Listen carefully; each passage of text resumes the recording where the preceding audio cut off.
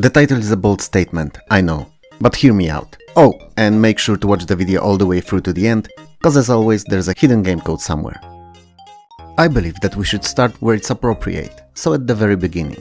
Rodland was originally released in 1990 by Jalico in the arcades, where while not becoming the hottest title ever, was quite popular nonetheless. Mainly because of its easy to get into, very enjoyable yet hard to master gameplay loop.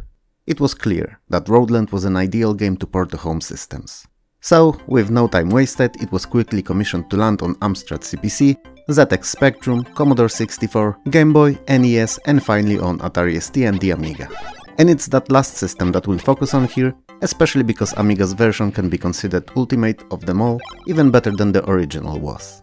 But just to keep things interesting, I'll have C64 port running in a small window throughout this review and a bit in the outro full screen. So you'll get to see how it ended up looking on this old by 1991, but still very capable 8-bit system. Rodland's ports were released on home systems in 1991, a mere year after original title was, and they were all quite good and pretty successful, gathering positive response from both critics and gamers alike. The story is pretty basic here. You're one of two fairies whose mother was kidnapped and trapped in a tower.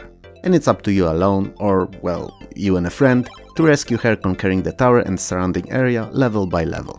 So you can play all by yourself or with someone, and that's the best way to do so in simultaneous two-player mode. Which, while theoretically is cooperative, also allows for playing against each other, dropping monsters onto one another rather than working together. It may have been an unintended design choice, but proves to be extremely enjoyable and competitive for friends to fight for all those points that are up for grabs in each stage.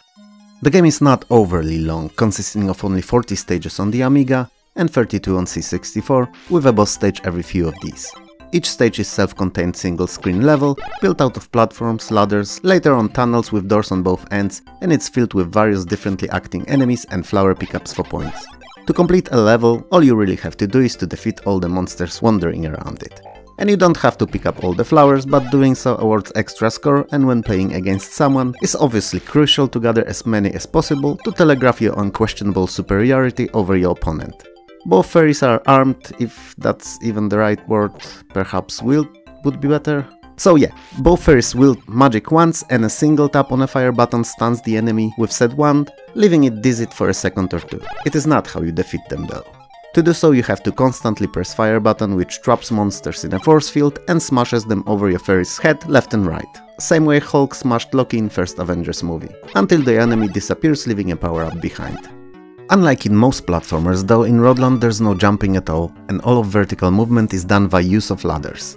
Since there's not always enough of them in the right spots, your fairy can spawn one at a time above or below her, opening new and sometimes life-saving pathways for traversal. Whenever you spawn a new one though, previous disappears. It can be used both to get to formerly inaccessible areas and to open pathways for enemies to either get to the point where you'd like to safely crush them into marmalade, or to send them your opponent's way. All in good fun for competitive spirit, obviously, right? Right. Toasty! As I mentioned initially, Amiga's version of Rodland is the ultimate, the very best one. And that's factually correct. Not only it includes everything that the original base game had, but also offers features that were not present there, like hidden bonuses that are only ever revealed upon entering certain codes. And this did not come from Jalico themselves actually, but was something that Amiga's port developer, Random Access, was in a habit of adding to their titles. But if that wasn't enough, all the glitches and little issues present in the arcades were ironed out and are completely removed from Amiga's outing. This version also features more levels and animations that were not used in original. It's the biggest and most feature-packed port of the game, and the one that you should play if you're into beautiful and addictive single-screen platformers. And since we're on the presentation, it's incredible. While sounds are not sampled as in the arcades but synthesized, they are stellar and fitting well within the cutesy colorful world of Rodland, adding quite a lot to the atmosphere. And even though all that's good and dandy, it's the music that's on another level. Perhaps it's very personal and no one else will share the sentiment, but for me, music in Rodland's first few stages, Bubble Bobble, and then much later on in Murder on Windows PC, are three most memorable soundtracks from video games that I always ended up humming like a lunatic after playing them or hearing in random YouTube videos. I wouldn't say that they're masterworks per se, but they're all very catchy and just fill that musical void in your brain that you never knew existed, and when they get there, they're there for good, and you just can't get rid of them. They're both a blessing and a curse, because they'll keep popping out in random whistling or humming sessions in worst possible moments throughout the week minimum after playing. At least that's what always ends up happening to me.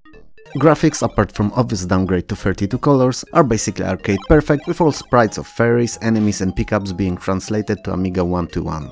Backgrounds are pretty nice too, even if also limited by the system's capabilities. All in all, Rodland looks as good as it could have on the Amiga in 1991 when it was released.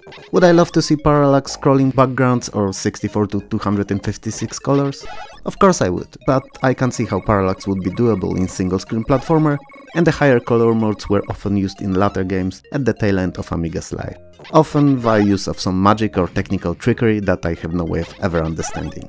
What I do know for a fact, however, is that Rodland looks great, which I'm sure you're aware of by now if you've got to this point in the video. In short, as its tagline used to say, it's so cute that you'll puke. I intentionally haven't touched the subject of playability until now. Not gonna lie, I'm biased.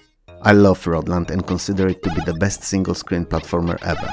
Not on the Amiga, but overall. Better even than the aforementioned incredible Bubble Bobble.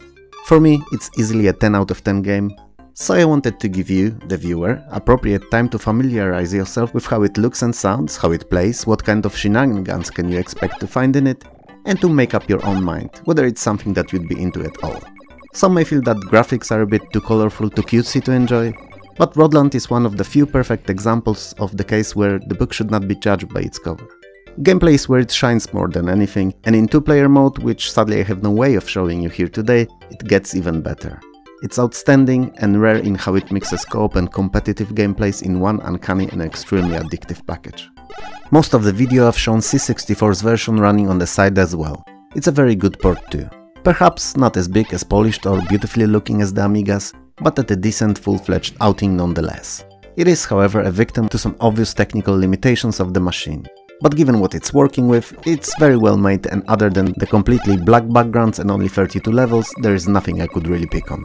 So if you wanna try it out and don't have an Amiga or access to emulation, Commodore 64's version is a good one too. And we've finally got to the point where I ask you to like and subscribe.